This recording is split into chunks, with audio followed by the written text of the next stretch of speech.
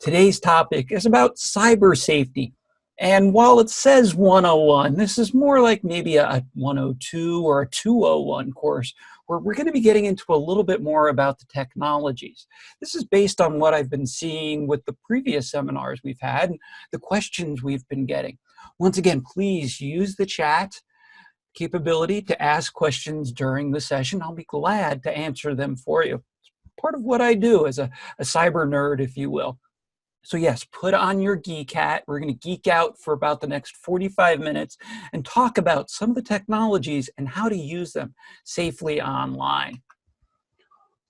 This evening, we'll be going through why you need to be cyber safe. You'll see some interesting websites where you can learn about what's happening in the cyber world, talking about social engineering, you know, the old con game where they're trying to separate you from your money, from your personal information. And by they, it's those evil hackers, you know, the guys who always wear the hoodies. No, they don't. Evil hackers don't always wear hoodies. They come from all over and can be all ages. Well, I'll talk about how do they conduct social engineering, which of course then leads to like phishing and business email compromise. I'll show you some techniques for protecting your online habits and your web browsing. I'll show you within a web browser. Talk about passwords and how to safely use passwords. I mean, hopefully passwords will finally be going away. I gave a presentation in 2004 called Passwords Suck. And I predicted in 10-15 years we would no longer be using passwords. I was wrong. We still use them, but they're slowly dying, thank God. And we have much better ways to authenticate who we are across the internet. Then there's always the problem with malware, that malicious software, ransomware that can infect our computers. And I'll give other tips to how to keep yourself safe online and use technologies such as a VPN, a virtual private network, to make sure our communications are kept private. I often like to start my talks asking a really simple question. Of course, things are never as they appear. But I'll ask a class when I'm teaching first day, so who am I? The smart students might look it up in the syllabus, you know, oh, you're Professor Werner. And then I'll ask, well, how do you know? Of course, you are trusting the BBB. They start with trust, so very trustworthy, I would say, and AARP, that they wouldn't steer you wrong. But how do you know I'm not one of these AI bots that are out there? Do I pass the Turing test? Anyway, that's a side conversation. How do you know who I am? Have you checked my identity? You really can't online. You can say, show me your driver's license, and say, prove it. How do I do that, though, without compromising my privacy? Particularly, how do we do it across the internet when we're separated sometimes by thousands, tens of thousands of miles? This is known as the identity paradox. You might recognize this cartoon from the New Yorker. So for the fun of it, let's play a little trivia game. What year do you think this cartoon was published? The one that reads, on the internet, nobody knows you're a dog. And it's the two dogs talking. What year do you think that came out? And hey, BBB and AARP, you're not allowed to play. You already know the answer from earlier. So for everyone else, put your guess in the chat just for the fun of it. And I'll share why and how long this has been going on. See, I have kids now in their 20s, but when my daughter was 13, she would play on her Xbox. And I could hear she was chatting with people, and she would ask, I'd ask, so who are you talking to? Oh, some kid, Tony from Tennessee. I'm like, well, how do you know it's Tony from Tennessee? Oh, come on, Dad, you're paranoid. I'm like, yeah, I know I'm paranoid. It's my job. So I see we have some guesses in chat. 2003, 1984, it looks like 1990. 1990 is the closest one of them. Peter Steiner, published in the New Yorker, July 5th, 1993. 27 years ago, we've had this challenge. And we're still working to solve it today. Why do we need cyber safety? Well, if you're here, you probably already have some indications, but just put a tickler out for you. Tuesday's session will be about protecting yourself against scams, where myself and Jeff from the BBB will talk about the BBB Scam Tracker. Awesome resource that shows scams that are happening all around us with our neighbors, our friends. We can see and learn from them, hopefully to prevent it from happening to us. So from the Scam Tracker, you can see that's why we need cyber safety. Or how about this website? And I provide the links at the bottom. You're free to try them. Of course, trust but verify. You can check them out, make sure they're cool first. Doesn't bother me a bit. From the website, information is beautiful. They have the world's biggest data breaches and hacks. You can see all the different circles with the names. Well, those are the different companies or organizations or government bodies that have been breached. Everything from Facebook, I'm sure maybe heard about. Capital One has affected so many here in the United States, to even the Israelis, their voter systems. So go check out this website if you're interested in learning more about how these breaches occur and how many have been affected. I briefly mentioned earlier about social engineering, and of course we need the hoodie hacker in there. Social engineering is just pretexting, someone pretending to be someone they're not. And when I'm working as a cybersecurity professional helping organizations with their security, I'll sometimes do that. I'll go to the business, wear a different shirt if they don't know me, and try to see if I can break in just by social engineering. Or can I do it online by just pretending I'm someone I'm not? Could I create an email that looks like AARP or BBB? Get you to possibly click on it? We'll show you some examples of what you need to do to prevent that. What social engineering does, though, is preying on our desire to be helpful and trust people, particularly here in the heartland. I mean, Nebraska nice is a real thing. See, I'm originally from New Jersey, and I went to school in Michigan and New York, and they're a little more paranoid and definitely not as trusting, definitely not as nice as Nebraska. But here in Nebraska, we like to help our neighbors. Well, the con artists, the social engineers, the evil hackers try to take advantage of that. One of the methods they'll do to try to separate you from your information or your money or your access is getting you in trouble. For example, you get a note from the IRS, an email from the IRS saying, we are taking back our $1,200 incentive check, unless you pay us for your back taxes. And the way you need to pay it is through a money order or through Bitcoin. And nope. But you get that feeling of fear, or they're doing it over the phone too. I have numerous colleagues and friends, experts in cybersecurity, so it's actually rather funny, who get a phone call from a con artist trying to scare them. And of course, they play along a little bit and then troll back, but it can be very intimidating, even for professionals. And then getting us to act without thinking, that unconscious moment, hey, just click on it, don't think, just do. Danger there is that you could get breached, get hacked without even thinking about it. You see, all of this is old tech. Yeah, if you think about it, con artists have been around since humans have been around, right? Technology is just a tool that is used for the manipulation. Let's dive in on how they do it. One is phishing. I would imagine most people here understand what phishing is and how it occurs. A big problem, though, for the FBI is something known as business email compromise. You can actually look at the FBI's website and learn just how big of a problem, $1 billion problem, costing businesses billions of dollars.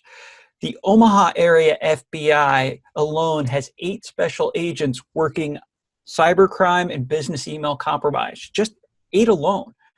There's that much work for the FBI worldwide, and you can see the cases that they have to deal with. Often it might be like invoice fraud.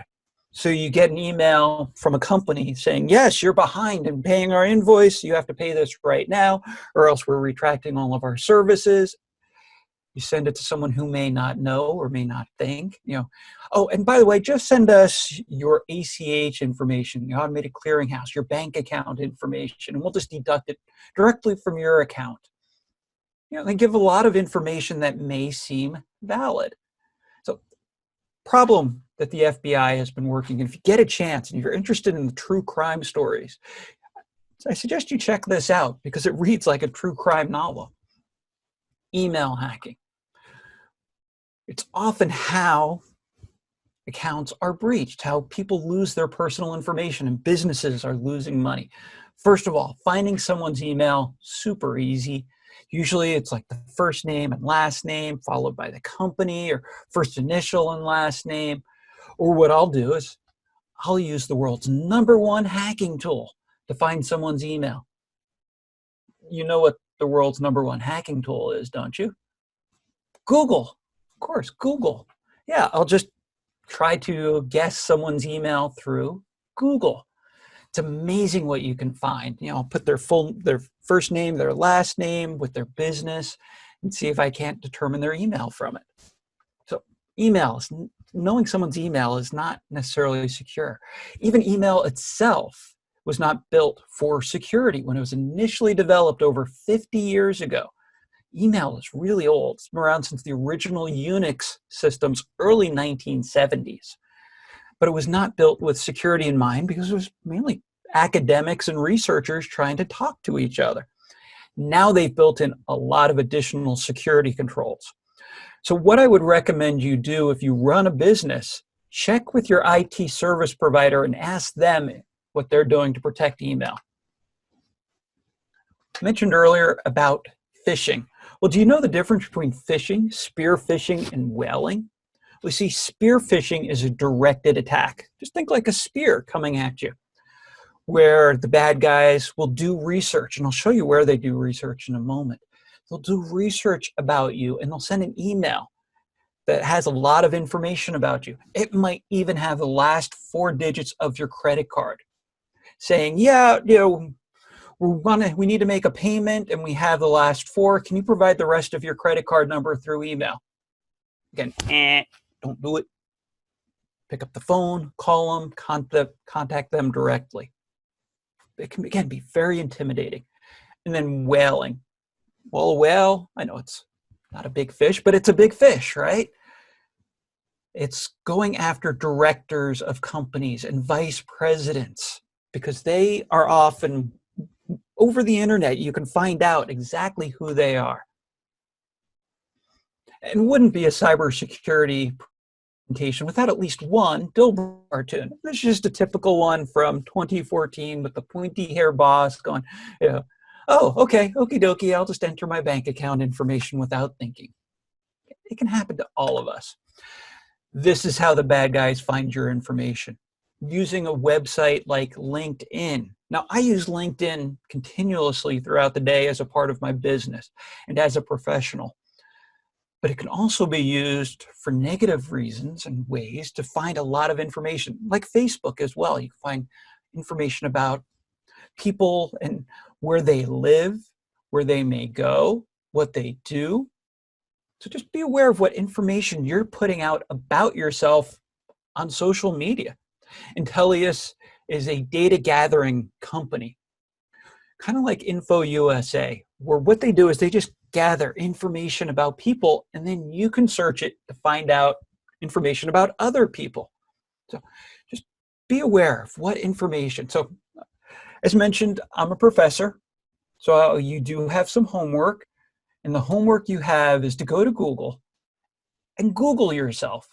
Put your own name in, but use quotes for your name. That helps focus the search on your name alone. It's fun to Google yourself. If you have a common name, sometimes you're somewhat protected. So maybe put your name and your city, but see what information, because that's exactly what the bad guys are doing to try to get you separated from your information and your money. How do the bad guys communicate with victims? Well, they can spoof an email. That's basically faking it out. Did you know with email, you can have a separate reply to? So rather than having people reply to you, you can have them reply to somebody else. For example, if I'm sending something out legitimately for the BBB, but I want them to go, if they reply to a separate email that's the BBB, I can change that reply to address. The bad guys can use that nice feature, though, to their advantage. So they make it look like it's from John Smith. And if you hit reply, it'll go to my bad guy email account. There's also the lookalike domains. If you see on the screen the example domain.com versus domain, I'm not wearing my glasses right now, and domain and domain look exactly the same to me. And if we're not thinking, we don't realize it. Or they may use a character from a different language, maybe like an O umlaut instead of an O, and you may not think about it. So that's German, by the way.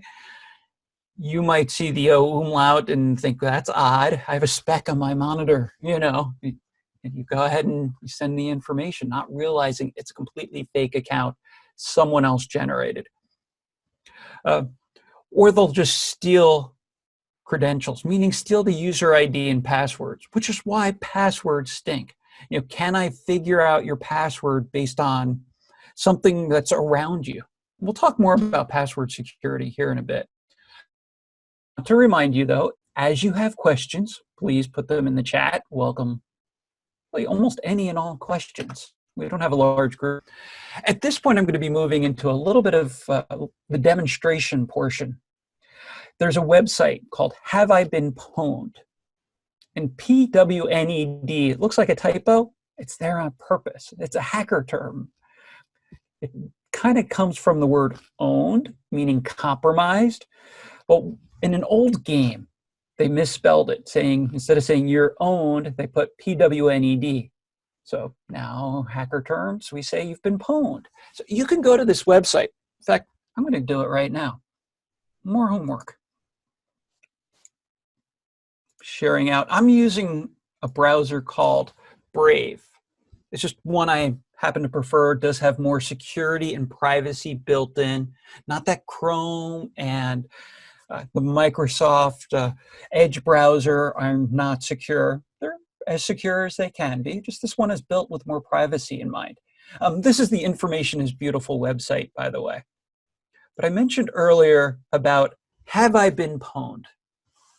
And you can see the number of websites and 9 billion, almost 10 billion accounts showing. That's more than the number of people on the planet. So let's try this. I'm going to see if my Bellevue email has been compromised. Oh no! I like to do Mr. Bill from the old Saturday Night Live. Oh no, it's been breached. So let's see, where have I been breached? Well, it looks like two, both from 2018. The first being Adapt, where 9.3 million records were compromised. And as you can see, the information of mine, email, my employer, my job title, my name, phone numbers, physical address, social media profiles, and similar for Apollo breach. Well, here's the thing. I don't really care. All of this information is pretty much public about me anyway. I make this available as part of who I am as a university professor and a professional. So none of this information I consider sensitive. So I'm not concerned that this email, has been necessarily compromised with this information. In fact, I kind of like it because I never can have a student come to me and say, well, professor, I didn't know how to contact you. These are my cybersecurity students. So what can you do? And this is the real reason behind this website, is to help educate, just like AARP and BBB. One, using a password manager. I'll talk about those in a moment. Two, enable what's known as two-factor authentication, which is using, say, your cell phone to get a code. Again, I'll talk about that in a moment. And then three, you can subscribe. So this way, if your email is compromised, you will be notified. So that's just a fun website, but very informative, called Have I Been Pwned?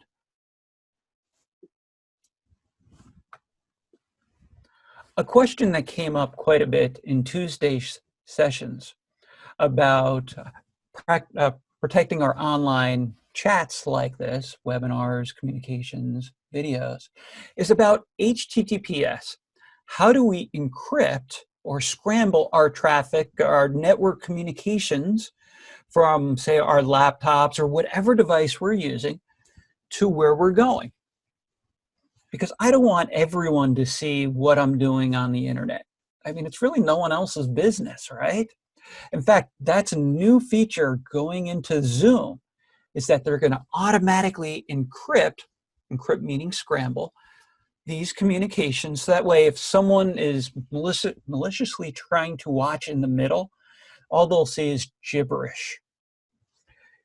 I'm a big fan of the website How To Geek, and you'll see numerous slides referencing How To Geek articles. How To Geek, not affiliated with BBB, AARP, Bellevue, or myself. I'm just a fan of what they have to say because they make it really simple to understand. HTTPS is secure, meaning two things. One, that your network communications is encrypted from end to end. So from your web browser to the web server, no one will see what's happening in between. They may be able to see where you are going. So it's like a tunnel. If you think about like the tunnels in Colorado or Utah, right? They can see you enter a tunnel and they may be able to see where you exited, but they can't see what you're doing in the tunnel. That's basically what HTTPS does. It does something else too. It provides what's known as a certificate. So I'm going to show a browser again. If you click on the lock, and more homework, try this. Seriously, try this where you're at. You can view the site information, and you'll see it says connection is secure. You can learn more about it. This says certificate valid. Certificate is like the driver's license for the website. They are given by what's known as a certificate authority, a little bit of a tech term, but it's the people who give them out, so you know it's valid. Let me go to the Better Business Bureau website. Hey, scam tracker, imagine that. And we'll click on theirs. Certificate is valid. And you can actually view their certificate by clicking on it. And this gets really techy, really fast. But what we know is that this is the official bbb.org website. As an evil hacker, I can actually make a copy of any website. Yeah, it's actually not hard to make copies of websites, and I can just call it my own. So I'm going to start a new website, Cyber BBB. What do you think? And I'll say I'm the official BBB, and I'll make the website look just like the official BBB, but I won't have their certificate, and you won't see the lock. So trust the lock. So that's what HTTPS is. Again, as you have questions, please put them in the chat.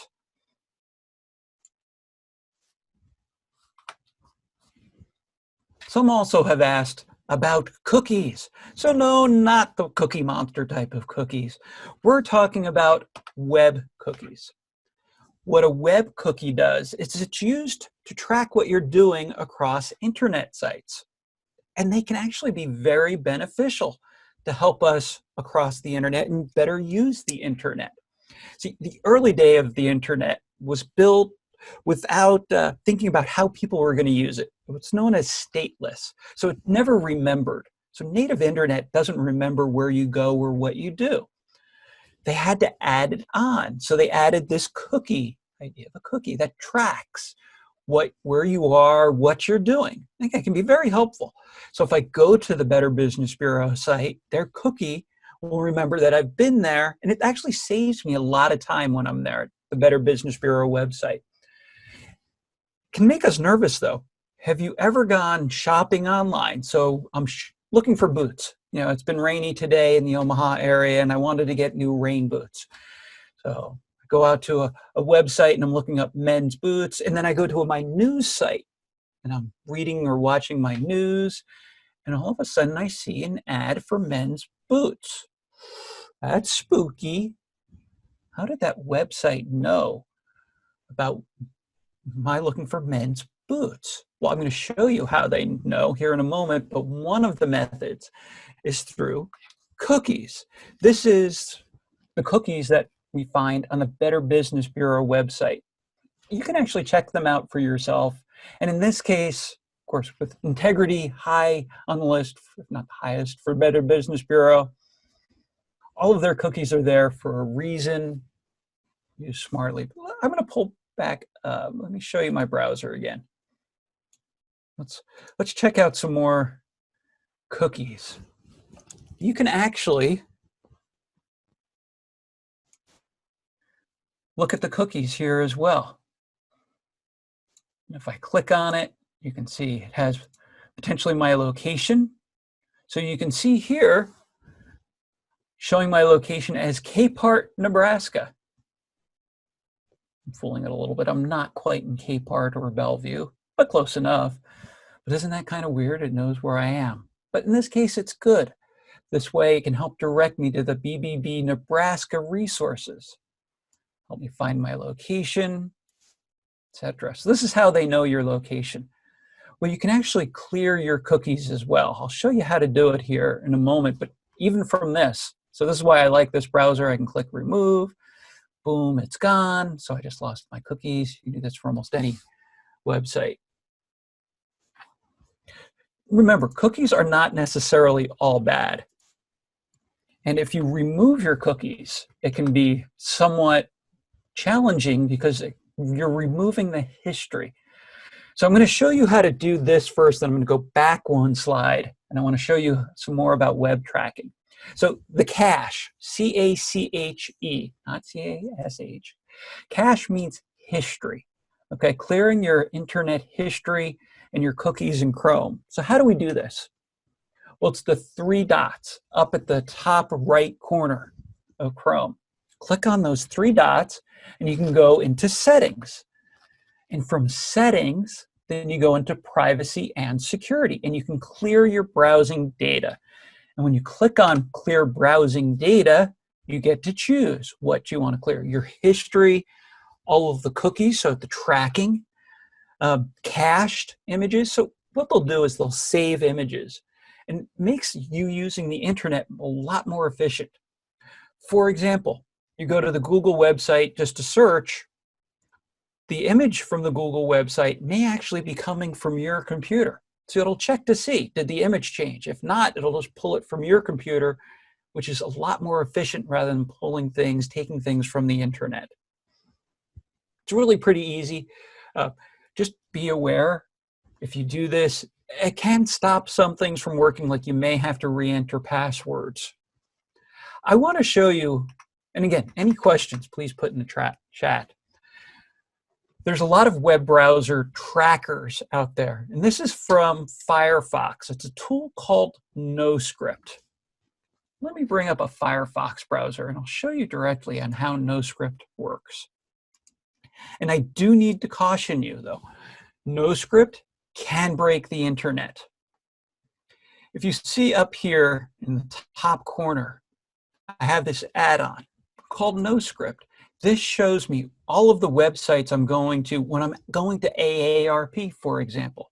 So not only am I going to aarp.org, but also aarp.net, this Adobe TM, so it's from the company Adobe, and it's just, actually, I believe TM may be their traffic manager. Kind of normal to see that. Google. How does Google make money, you may ask? This is the way, through their tag manager. You see, Google tags almost every site on the internet. In this way, they track. So Google tracks almost every internet site. Seems like almost everyone. Anywhere I go to, I often see this Google tag manager. Is it bad? Not necessarily. Just be aware someone may be tracking you.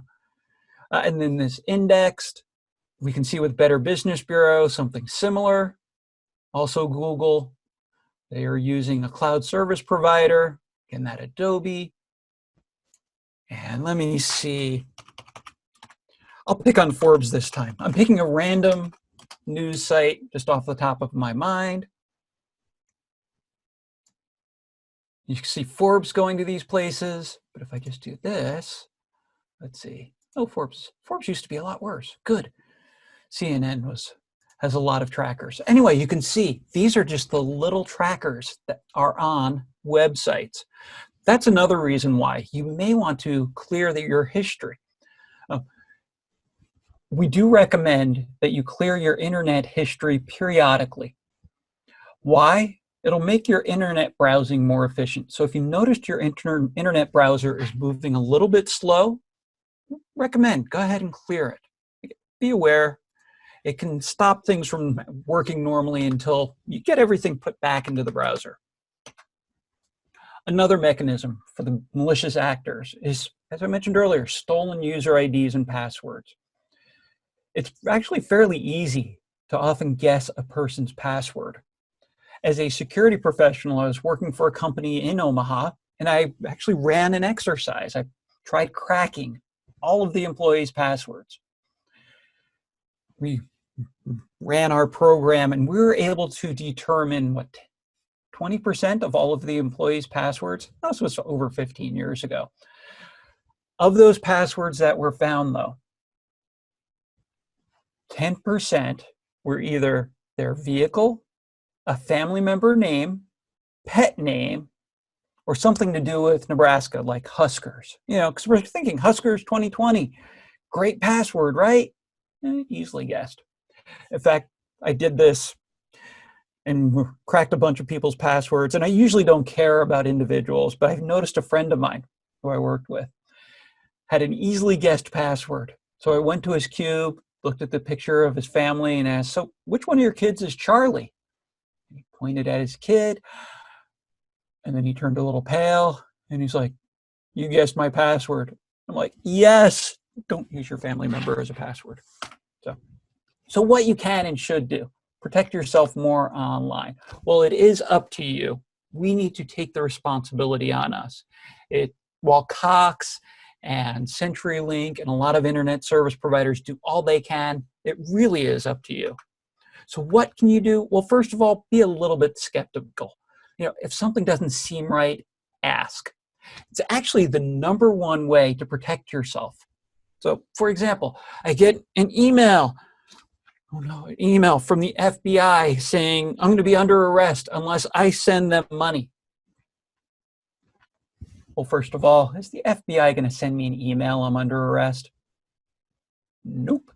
They're going to come knock right on my door, assuming they still do that now. So they'll come knock, they'll meet you personally. They're very smart about social distancing. Wearing very nice suits.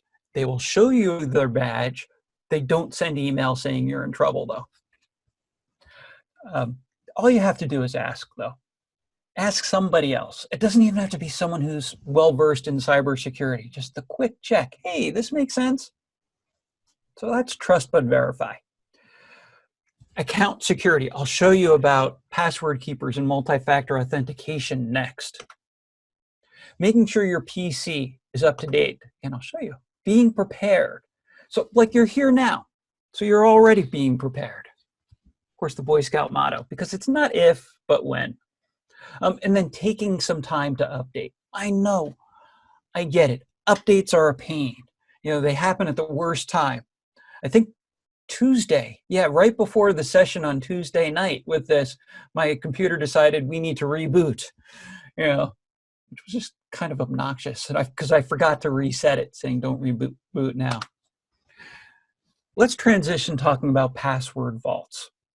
What a password vault is, it's a way to securely store your passwords so you no longer need to keep them up here in the wet noodle. A lot more efficient that way. You can automatically save your passwords in a safe. And this is like a safe you would have at home. It uses an advanced encryption standard, and you develop the key.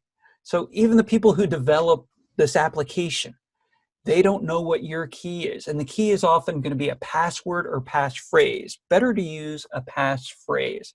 Make it very long.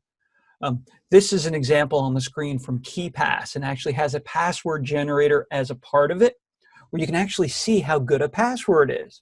Makes it really easy to choose a good one. The ones I show on the screen are just numerous ones I've either used or read a lot about.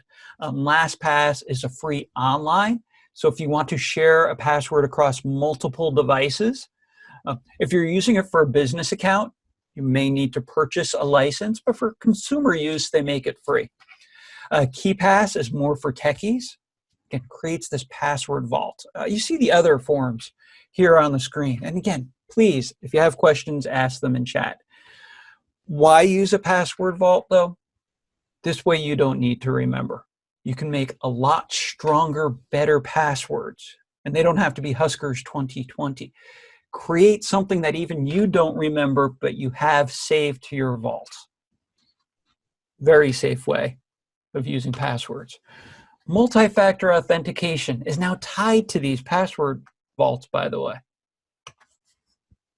What it is, well, to have a good authenticator, so to prove your identity, takes at least three things. There's varieties of these, but it's something you know, something you have, or something you are. Another form is actually also somewhere you are. So let me give you an example. Your ATM card. Okay, so you need the ATM card. You go to your bank, the ATM, to take out money. What do you need to do? Well, you put the card in, so you need to physically have the card. You need to enter your PIN. Okay, so that's something you know. So it's something you have, something you know. And it actually is also somewhere you are because you're doing it at a known bank website. If a hacker got in and tried to clone an ATM and do it from wherever they are, it wouldn't work. The bank would say, "Why? We don't have an ATM over there, and we're not going to allow any transactions until we figure this out." We can now do this online, and it's in fact encouraged to do this online. It's where you type in your password, or you can automatically have it entered from your password vault, but you also will get a code. You can have it text to your phone. You can use an application. So here's the thing. If someone says, "Give me that code," no, don't do it. That's exactly how scammers are trying to get through this.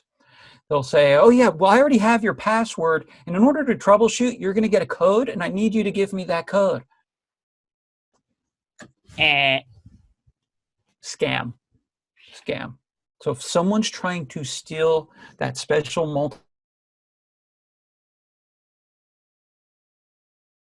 call timeout, say, "Tell you what, what's your name again?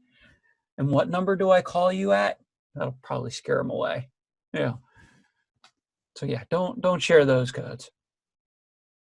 Unfortunately, that keeps occurring. Malicious software. So viruses, worms, what's known as a Trojan horse. So it's a program hidden in another program. Most of us may run an antivirus program. But what if you get a file and you're still not sure? What can you do? Well, there's a free website called VirusTotal. So this is, again, more homework for you. Let's see, oops, wrong one. Where's my virus? There's VirusTotal. Sorry, I forgot which tab I was on. VirusTotal.com. You can use it to check files. You can use it to check web addresses or URLs. So if someone sends you a link that seems fishy, go to VirusTotal, click on URL. You can put it in right here. Because I don't know, is bbb.org okay? What VirusTotal does is it's checking against many 70 different antivirus programs. Hey, Jeff, good news, bbb.org is clean. Glad to hear, glad to hear. Not. These are all the different antivirus programs that just checked the BBB website. You can use it for files as well. This is actually my presentation file that I'm showing you right now. So when Jeff sends you and the BBB sends you the link with a presentation, I encourage you, load it onto VirusTotal. Make sure it's clean. So please share this with your friends and family. You saw how long it took, seconds to double check. And those seconds give you so much more peace of mind. Protecting our network communications is vitally important because so many of us are using wireless, the Wi-Fi. HTTPS protects websites. But what if I'm doing things outside of a website, say email, or I'm using other types of applications? How do I know no one is watching what I'm doing? Well, that's what a virtual private network does. It encrypts from your computer, everything from your computer to an endpoint computer, using what's known as a VPN server. And they have these servers spread throughout the world. You see some of the products on your screen. Normally you do need to purchase a VPN. I wouldn't trust a free one at this point unless it's one I wrote myself. Nice additional layer of security. And you can use a VPN and still use HTTPS. It's like belt and suspenders. Last tip, stay up to date. This is actually the screen capture I took from earlier this week as I was beginning to use Zoom. I got a notice, Zoom update available. So I updated. It's actually one of the cleanest, easiest ways to protect yourself, your computers, your applications, your data. Just stay up to date. Make sure whatever you're using, whether it's a cell phone, a tablet, a PC, any application is up to date. It's like taking your car in for service, every 5 months, 3,000 miles. Well, I don't think I've driven 300 miles in the last couple of months. Anyway, how we have to have our car or should have our cars service, should do the same thing on our PCs. Where to go for help. Once again, I encourage you, if you have questions, put them in the chat.